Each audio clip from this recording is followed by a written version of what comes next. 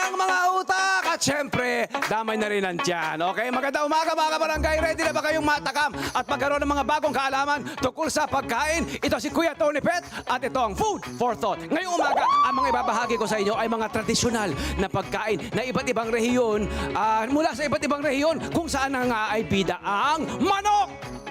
Simulan natin sa Karing Ingles ng Laguna. Okay, ito ay naihahalin tulad sa pinagsama-samang lasa ng kare-kare dahil sa gulay.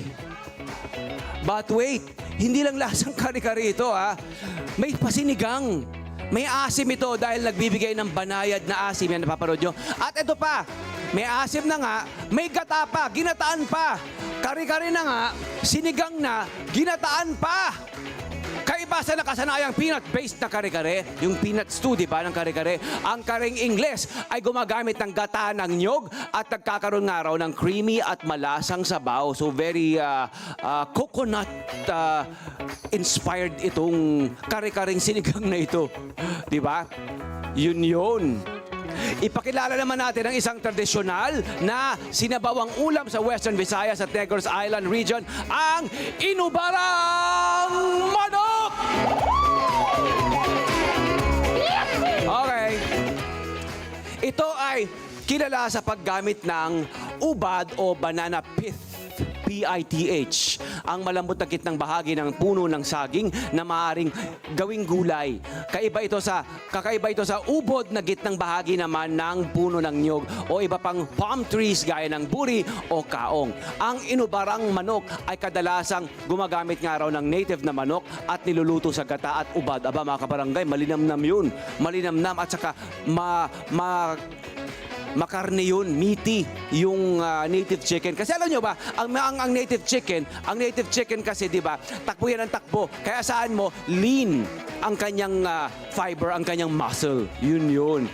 Mayroong creamy at malasa na sabaw ito. At kadalasan nga itong ginagawang handa o tampok sa mga espesyal na okasyon at selebrasyon. Taas kamay sa comment section natin dyan sa Net25 Entertainment at Net25 main Facebook page. Kayo ba ay nagluluto ng ulam na yan? Alamin naman natin ang isang pagkaing tausog mula sa Sulu Archipelago, ang Chicken Pianggang! Okay, tinatawag ding pianggang manok. Ito ay isang kausog delicacy yan. Nakikita nyo mga kabarangay.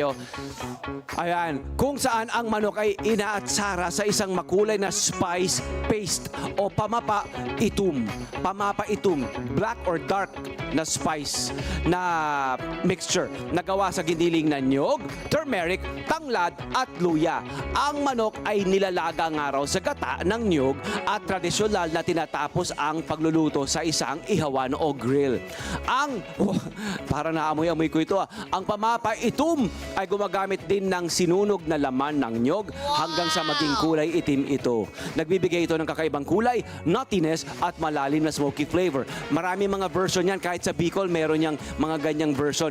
Kasi nga, dun sa Bicol, marami ring coconut trees. Wow, may pagkatapa Isa pang pagluluto sa Western Visayas na gumagamit din ng native na manok ay ang tinuom na isang regional soup dish mula sa Cabanatuan, Iloilo. Hello Cabanatuan, mga kabarangay natin dyan. Ang native na manok ay binabalot sa dahon ng saging at nilalagyan din ng tanglad, ng kamatis, sibuyas at luya. Pagkabalot sa dahon ng saging, ito ay ini-steam sa kumukulong tubig na humigit kumulang 30 minuto hanggang 1 oras. Ang salitang tinuom ay mula sa salitang Bisaya na ang ibig sabihin ay ibinalot. Yun! Maaari ring lagyan ng twist at bagong lasa ang paborito mong adobo at gawin itong chicken adobo de tablea! Okay. O manok sa tsokolate. Para rin itong karaniwang pagluluto ng adobo pero lalagyan ng sangkap na nakasanayang panghimagas. Dito tayo, yan! O para sa mainit na inumin, ang chocolate tablea. Sa paglagay ng tablea sa adobo, adobo na may chocolate, di ba? Na tsokolate. Tablea pa. nagkakaroon ito ng karagdagang pampalasa at pampalapot sa pagkain. Siyempre, di ba? At ibang klaseng dimension, di ba? Kasi may tsokolate pa na lasa ang adobo nyo. Ang mga Kastila ang siyang nagdala at nagpakilalang araw ng tableya at puno ng kakao sa Pilipinas sa pamamagitan ng galleon trade na mula sa Acapulco, Mexico.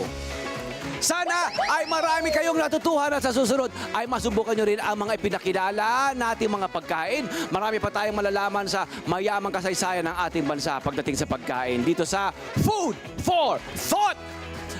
Hello po mga Kanet 25! Si Kuya Tony Pet po ito mula sa Love, Tony Pet and Everything. For more Love, Tony Pet and Everything updates, just click on our subscribe button and follow us on our Net25 social media pages at Net25 TV and at Net25 Entertainment Facebook. Magkita-kita po tayo!